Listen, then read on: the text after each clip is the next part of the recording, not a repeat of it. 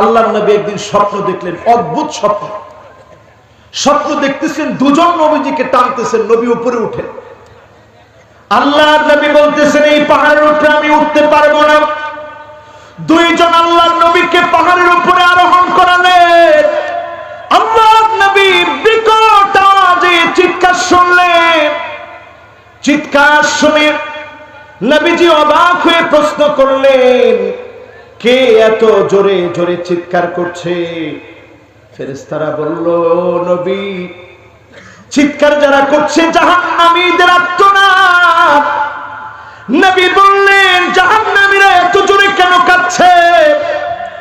নবী এবার স্বপ্নের মধ্যে দেখতেছে মাথাটা নিচের দিকে দিয়ে দিয়েছে, পা গুলাকে উপরের দিকে দিয়ে এই রানের ভিতরে আংটা লাগায় লটকায় রেখেছে।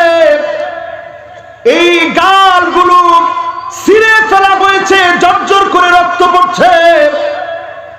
প্রশ্ন করা হয়েছে, এদেরকে এত আযাব কেন দেওয়া হচ্ছে?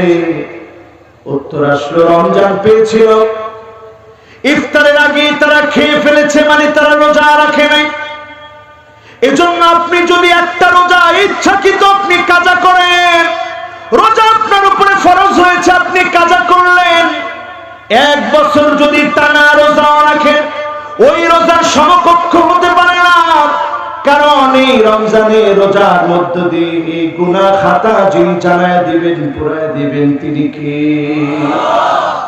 এজন্য হাদিসগুলো লক্ষ্য করেন, মান সামা রমাদান ঈমানান ওয়া ইহতিসাবান গুফিরা লাহু মা তাকদ্দামা মিন যামবিহি। এই রোজার মধ্য দিয়ে সওয়াবের আশা যে করবে, তার জীবনের যাবতীয় গুনাহ যিনি maaf করে দিবেন, তিনি কে? লক্ষ্য করেন, মান কামা রমাদান ঈমানান ওয়া ইহতিসাবান গুফিরা লাহু মা তাকদ্দামা মিন যামবিহি। আপনি যদি গুনাহ করেন, অনেক অন্যায় করে ফেলেছেন, রমজান মাসে দাঁড়ায় দাঁড়ায় যদি তাহাজ্জুদ পড়েন, আপনার গুনাহ যিনি maaf করে দিবেন, মুছে দিবেন, তিনি কে? রাসূল করিম সাল্লাল্লাহু আলাইহি সাল্লাম বলেন, মান সামা রমাদান ঈমানান ওয়া ইহতিসাবান। যে ব্যক্তি ঈমানের সাথে এবং সওয়াবের আশায় রমজানের রোজা রাখে। আরেক বর্ণনা আছে, মান কামা রমাদান ঈমানান ওয়া ইহতিসাবান। সওয়াবের আশায় এবং ঈমানের সাথে যে ব্যক্তি রাতের বেলা তারাবির সালাত আদায় করে, গুফিরা লাহু মা তাকদ্দামা মিন যামবি, তার অতীতের সব গুনাহ আল্লাহ মাফ করে দেন। রাসূল করিম সাল্লাল্লাহু আলাইহি সাল্লামের সাহাবা আবু উমামা রাদিয়াল্লাহু তাআলা আনহুর বর্ণনা, তিনি বলেন, বাইনা আনা নাইম, আবু উমামা বলেন, আমি ঘুমন্ত ছিলাম। আতানি রাজুলান, আমার কাছে ওই ঘুমের মধ্যে 2 ব্যক্তি আসছে। আসার পর ফাআখাযা বিদবঈ, আমার এই বাহু ধরছে। ধরার পর ফাতায়া বি জাবালান ওয়ারা, আমাকে একটা গহীন পাহাড়ে নিয়ে গেল, দুর্গম পাহাড়ে নিয়ে গেল। নেওয়ার পর ফাকালা, তারা আমাকে বললেন, ইসআদ, তুমি এই পাহাড়ের উপর উঠো। ফাকুলতু লা উতিকুহু, আমি বললাম, আমি তো এই পাহাড়ের উপর উঠতে পারবো না। এই কথা বলার পর তারা আমাকে বললেন যে তুমি ওঠো, সানুসাহিলুহু লাকা যালিকা, আমরা তোমাকে ওঠার জন্য সহজ করে দিব, তুমি ওঠো। তা আমি বললাম, লা উতিকুহু, আমি তো পারবো না। তো তারা বললো, আমরা সহজ করে দেব, তুমি এই পাহাড়ে ওঠো। ফাসাইদতু, আমি পাহাড়ে উঠলাম। পাহাড়ে ওঠার পর হাত্তা ইদা কুনতু ফি সাওয়াইল জাবাল, পাহাড়ের সমতল জায়গায় যখন আমি গেলাম, যাওয়ার পর ইদা বিআসওয়াতিন শাদীদাতিন, ভয়ঙ্কর আওয়াজ শুনলাম আমি। আওয়াজ শোনার পর ফাকুলতু, আমি বললাম, এটা কিসের আওয়াজ? ফেরেশতারা জবাব দিল, হাদা ওয়া আহলিন নার, এটা জাহান্নামীদের আওয়াজ। এই আওয়াজ শোনার পর সুম্মা ইনতালাকা বি, তারা আমাকে আরেক জায়গায় নিয়ে গেল। নেওয়ার পর আমি দেখলাম, ফাইদা আনা বিকাউমিন মুআল্লাকিনা বিআরাকিবিহিম, একদল লোক দেখলাম যাদের পায়ের মাংসপেশিগুলোর দ্বারা তাদেরকে ঝুলায় রাখছে। মুশাক্কাকাতান আসদাকুহুম, তাদের মুখের এই 2টা জায়গা দেখলাম আমি, এই 2টা জায়গা পুরা কাটা ছেঁড়া। তাসিলু আসদাকুহুম দামান, এদিক দিয়ে রক্ত পড়তেছে। আমি প্রশ্ন করলাম, এরা কারা? ফেরেশতারা জবাব দিল, হাউলা ইল্লাযীনা ইফতিরুনা ক্বাবলা তাহিল্লাতি সাওমিহিম, এরা হলো ওই সমস্ত ব্যক্তি যারা রমজানের রোজার সময় ইফতারির টাইম হওয়ার আগেই তারা ইফতারি করে ফেলতো, এর মানে রোজা রাখতো না। তো এরা হলো তারা, তাদের মুখ এই দিক দিয়ে কাটা থাকবে, এখান থেকে রক্ত পড়বে। প্রিয় মুসলমান ভাইয়ারা, আজকে আমরা অনেকে আছি বাচ্চা 17-18 বছর, 20 বছর, 22 বছর বয়স, বাচ্চাকে ঘুম থেকে উঠায় না। কেন? স্বাস্থ্য নষ্ট হয়ে যাবে। ওই মা বাবার জন্য আফসুস, আপনার বাচ্চা উনি না। 22 বছরের ছেলে আপনার বাচ্চা, বিয়ে করায় দেন, 1 বছর পরে বুঝবেন বাচ্চা না বড়। আপনি কারে বাচ্চা বলতেছেন?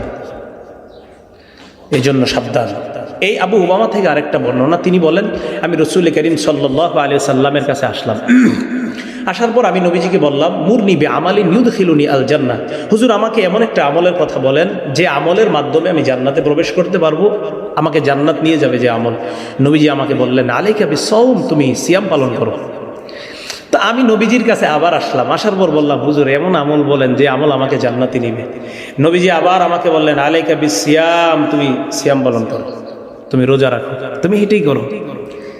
নবীজি এটা কেন বললেন? নবীজি বললেন, ফাইন্নাহু লা আদলা লাহু, কেননা রোজার কোনো সমতুল্য নাই। অন্য আরেক হাদিসের মধ্যে নবীজি বলেন, আসিয়ামু জুন্নাতু মিনান নার কা জুন্নাতি আহাদিকুম মিনাল কিতাল, রমজানের রোজা হলো জাহান্নামের আগুন থেকে বাঁচার ঢাল। যেমন তোমরা যুদ্ধ থেকে বাঁচার একটা ঢাল থাকে, জাহান্নামের আগুন থেকে বাঁচার ঢাল হলো রোজা। বিশ্বাস করেন যে জাহান্নামের আগুন থেকে বাঁচার ঢাল এটা রোজা। হাজ করলে প্রতিদান জান্নাত, নামাজ পড়লে প্রতিদান জান্নাত, সদকা দিলে প্রতিদান জান্নাত, দান করলে প্রতিদান জান্নাত, সব আমল, কত আমল, এই আমলের প্রতিদান জান্নাত, অমুক আমলের প্রতিদান জান্নাত। সিয়াম, রোজার প্রতিদানের ব্যাপারে আল্লাহ বলেন, এটার প্রতিদান আমি আল্লাহ নিজেই ওই বান্দার জন্য হয়ে যাই। নবী সাল্লাল্লাহু আলাইহি সাল্লাম ইরশাদ করেছেন যে আমি একদিন ঘুমন্ত ছিলাম, হঠাৎ করে দেখি দুইজন লোক আসলেন, অর্থাৎ দুজন ফেরেশতা আসলেন। এসে তারা আমার 2 বাহু ধরলেন, দুইজনে 2 বাহু ধরে আমাকে একটা পাহাড়ের কাছে নিয়ে গেলেন। এরপরে বললেন যে তুমি পাহাড়ে ওঠো। নবী সাল্লাল্লাহু আলাইহি সাল্লাম ফেরেশতাদেরকে লক্ষ্য করে বললেন যে আমি তো পাহাড়ে উঠতে পারবো না, এত বড় পাহাড়ে ওঠার মতো শক্তি তো আমার নাই। তখন ফেরেশতারা বললেন, আমরা তোমাকে সহযোগিতা করছি, তুমি ওঠো। তখন ফেরেশতাদের সহযোগিতায় নবী সাল্লাল্লাহু আলাইহি সাল্লাম পাহাড়ের একেবারে চূড়ায় উঠে গেলেন। চূড়ায় ওঠার পরে তিনি বিকট আকারে মানুষের আর্তনাদ, চিৎকার শুনতে পেলেন। জিজ্ঞাসা করলেন ফেরেশতাদেরকে যে এগুলো কিসের শব্দ? এত ভয়াবহ আওয়াজ শোনা যাচ্ছে, মানুষের চিৎকার, আর্তনাদ, কান্নাকাটির আওয়াজ শোনা যাচ্ছে, কিসের? তখন ফেরেশতারা নবী সাল্লাল্লাহু আলাইহি সাল্লামকে বললেন, এটা হলো জাহান্নামীদের আওয়াজ, জাহান্নামীদের শাস্তি চলছে, সে সাজায় জাহান্নামীরা যে বিকট আওয়াজ করছে সেটাই আপনি শুনতে পাচ্ছেন। নবী করিম সাল্লাল্লাহু আলাইহি ওয়াসাল্লাম বলেন, তখন একটা পর্যায়ে গিয়ে কিছু লোককে দেখতে পেলাম যে তাদের পাও উপরের দিকে বাঁধা, মাথা নিচের দিকে, উল্টা দিকে তাদেরকে ঝুলিয়ে রাখা হয়েছে এবং তাদের গাল কাটা এবং সেখান থেকে রক্ত ঝরঝর করে টপটপ করে পড়ছে। নবী সাল্লাল্লাহু আলাইহি সাল্লাম বলেন, আমি তখন জিজ্ঞাসা করলাম ফেরেশতাদেরকে যে এরা কারা, এদের দুরবস্থার কারণ কি? তখন ফেরেশতাগণ নবী করিম সাল্লাল্লাহু আলাইহি সাল্লামকে বললেন, এরা হলো সেই সমস্ত লোক যারা পৃথিবীতে জীবদ্দশায় রোজা রেখে রোজা ভেঙে ফেলেছে, এই জন্য তাদের এই শাস্তি চলছে। এই হাদিসটি সহিহ ইবনে খুজাইমা এবং সহিহ ইবনে হিব্বান এই বিশুদ্ধ সূত্রে বর্ণিত হয়েছে। এই হাদিসের আলোকে আমরা জানতে পারলাম একজন মানুষ রোজা রেখে যদি ভেঙে ফেলে তার শাস্তি কত ভয়াবহ এবং কত মারাত্মক। প্রিয় ভাইরা, কোন এক সালাফ বলেন যে এই যদি হয় রোজা রেখে ভেঙে ফেলার শাস্তি, তাহলে যারা রোজা রাখছেন না, রোজা রাখেনই না, আল্লাহ মাফ করুন, তাদের সাজা কত জঘন্য হবে, কত কঠিন হবে।